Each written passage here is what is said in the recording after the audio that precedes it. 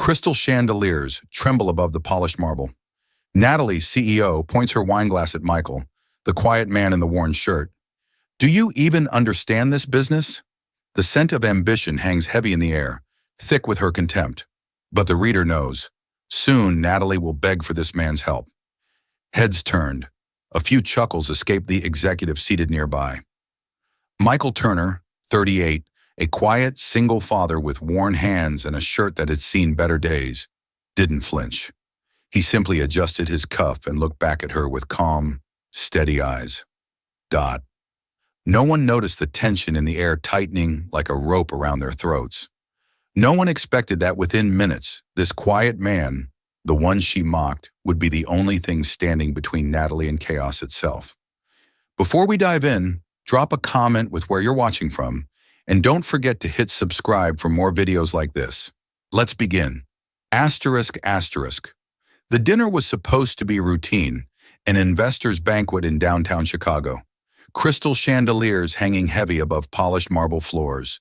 The air riot of perfume, ambition, and a quiet war of egos. Natalie ruled these events like a queen, sharp, witty, merciless with her words. Michael, invited only because his daughter had designed a school project that Natalie's company sponsored, seemed out of place from the very first moment. He wasn't polished like the others. No suit jacket, no diamond watch, just a plain shirt and a calmness that unsettled the room. Do you even understand the business we're discussing? Natalie's voice cut through the hum of forks and glasses. Or are you just here for the free meal? Some laughed. Michael didn't.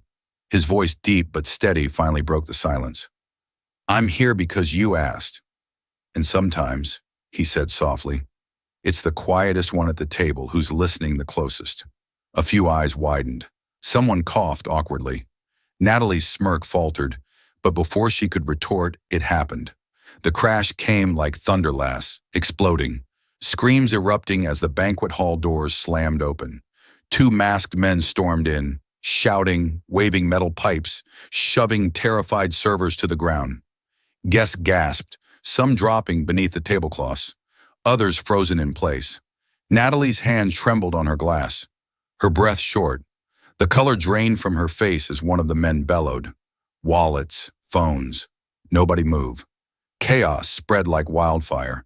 Chairs toppled. Voices screamed. Jewelry clinked as trembling hands surrendered what they had. But Michael quiet, unnoticed. Michael stood, his chair scraped back, firm and deliberate. One of the masked men lunged toward Natalie, yanking her arm, demanding her necklace. She whimpered, her arrogance stripped away in an instant. For the first time tonight, she wasn't the one in control. And that's when Michael moved. His hand clamped down on the attacker's wrist with surprising force, his voice low, but deadly calm. Let her go, the man cursed, swinging the pipe. But Michael twisted faster than anyone expected, sending the weapon clattering across the floor. Gasps filled the air, Natalie's eyes wide and trembling, locked on the same man she mocked only moments ago. The quiet father, the ghost at the table, and now her shield. Asterisk. The hall had transformed into a war zone of sound screams bouncing off marble walls. Crystal chandeliers trembling overhead, forks and knives clattering to the floor like metal rain. Executives who'd strutted in earlier with arrogance now crawled under tables, clutching their expensive watches and trembling like children. But Michael Turner didn't shake. He didn't hide. His grip tightened on the masked man's wrist until bones creaked. With one quick shove, he sent the attacker sprawling onto the polished floor, the pipe sliding out of reach.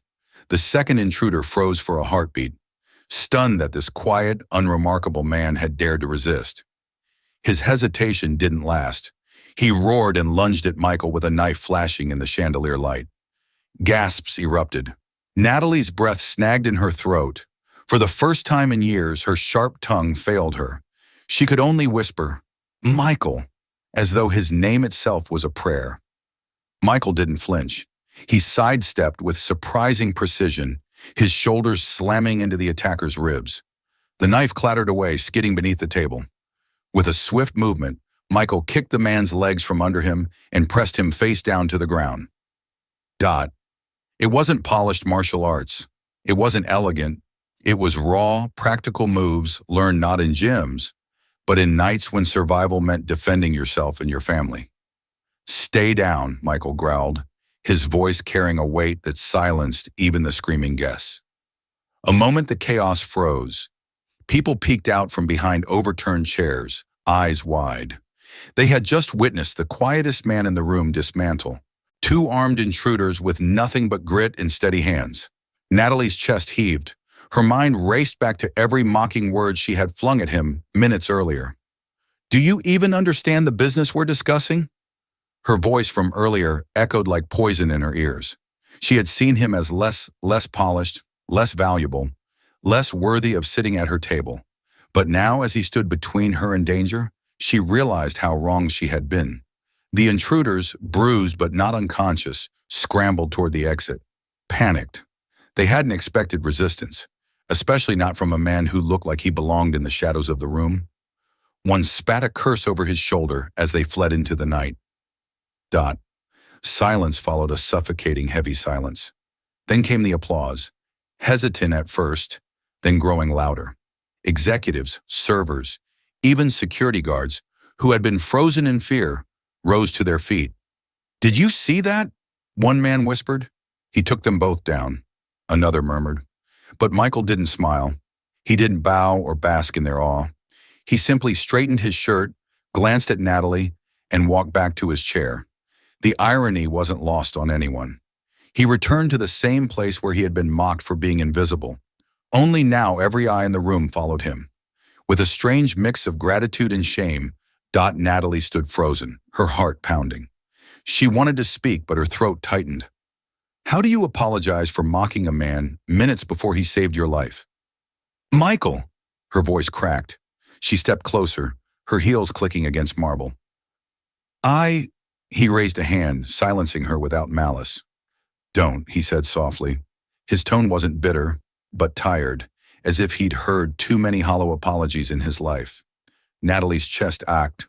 For a woman used to commanding boardrooms and crushing opponents, this was foreign territory, being the one indebted, humbled, at a loss for words. The banquet ended abruptly.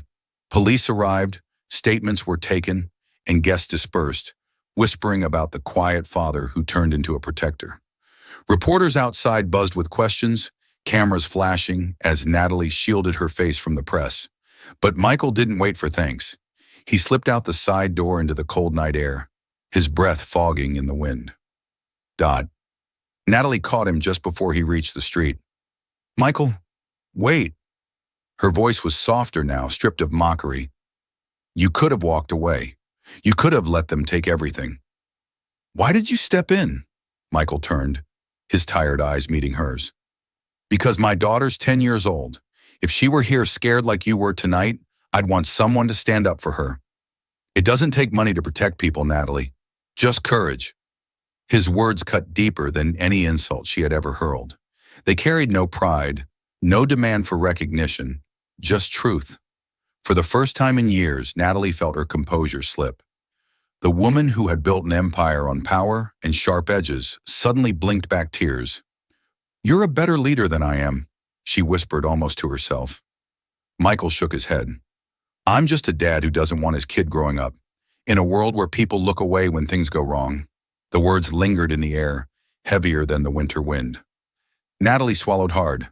"At least let me repay you dinner. A donation for your daughter's school." "Something," Michael gave a faint, tired smile. "Repay me by remembering tonight the next time you're sitting across from someone you think is beneath you." Natalie stood rooted in place as he walked away into the night.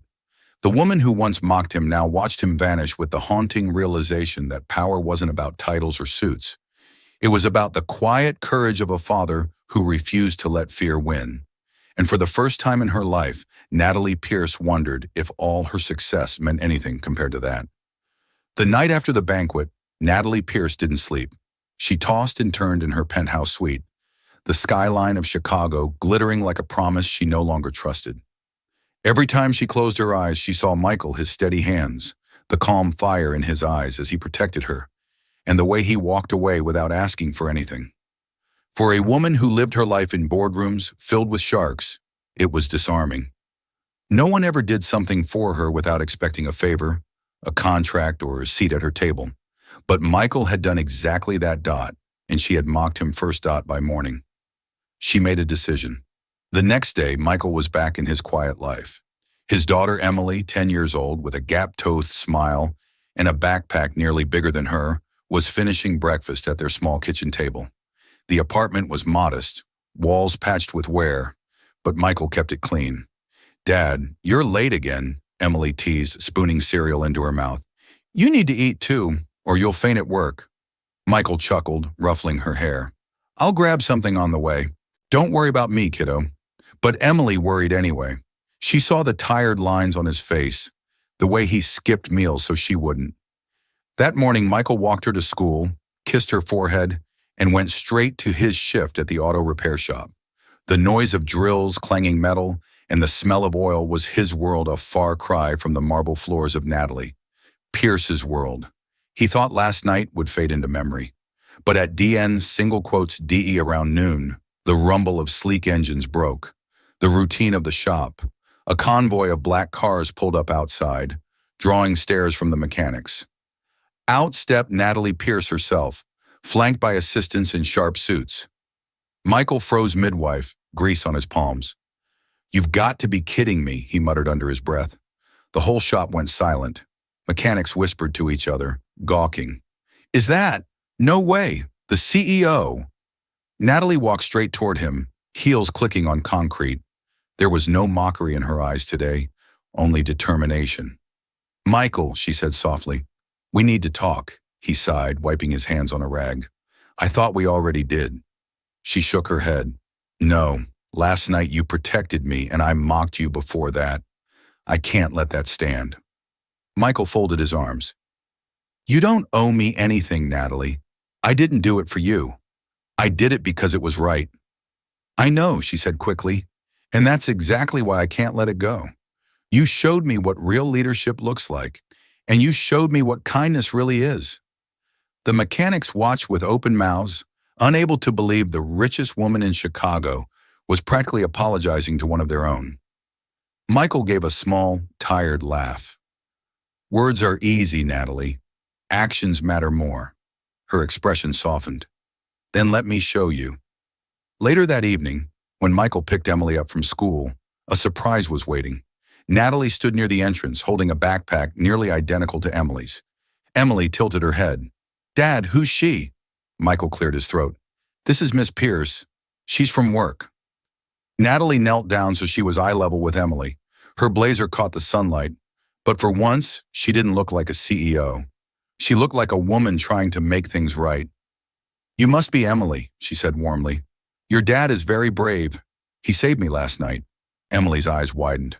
"Really, my dad? I told you he's a hero, Dad." Michael felt heat rise in his cheeks. "All right, kiddo. Don't go giving me a cape just yet." Natalie smiled gently. Then she held out the backpack. "This is for you. I noticed yours is a little worn. Inside there are some supplies, books, even art materials. I heard you like to draw." Emily gasped, taking the bag carefully like it was treasure. "For me? Wow. Thank you, ma'am." Natalie touched her shoulder. "No need to call me ma'am. Just Natalie." Michael watched silently, emotions pulling in different directions. On one hand, he wanted to shield Emily from being used for guilt or image. On the other, he saw sincerity in Natalie's eyes. This wasn't about publicity, it was personal. Days turned into weeks, and Natalie kept showing up. Not with grand gestures for the cameras, but with quiet kindness. She donated anonymously to Emily's school so kids from struggling families could get free lunches. She arranged for better security at Michael's neighborhood after hearing about rising crime. And once she sat with Emily during the school art fair, clapping louder than anyone when Emily received a small ribbon for her painting. But her most important change wasn't in donations or appearances. It was in her heart. In boardrooms, she no longer mocked the quiet ones. She listened. She invited janitors, assistants, and low-level staff to share ideas, and sometimes those ideas outshined the executives. She began to see people not as status symbols, but as human beings with stories. Of one evening, As she and Michael stood outside the shop after closing, she finally asked the question that had been weighing on her. Michael, why were you so calm? That night, most people would have panicked. Even I panicked. He exhaled slowly, leaning against the wall. Because panic doesn't save anyone. My wife, she passed when Emily was 4. Since then, I promised myself I'd never freeze if Emily needed me. I guess that promise carries over to anyone who's scared, not just her. Natalie swallowed hard, her throat tight. For the first time in years, she felt her eyes sting with tears, not from fear, but from admiration.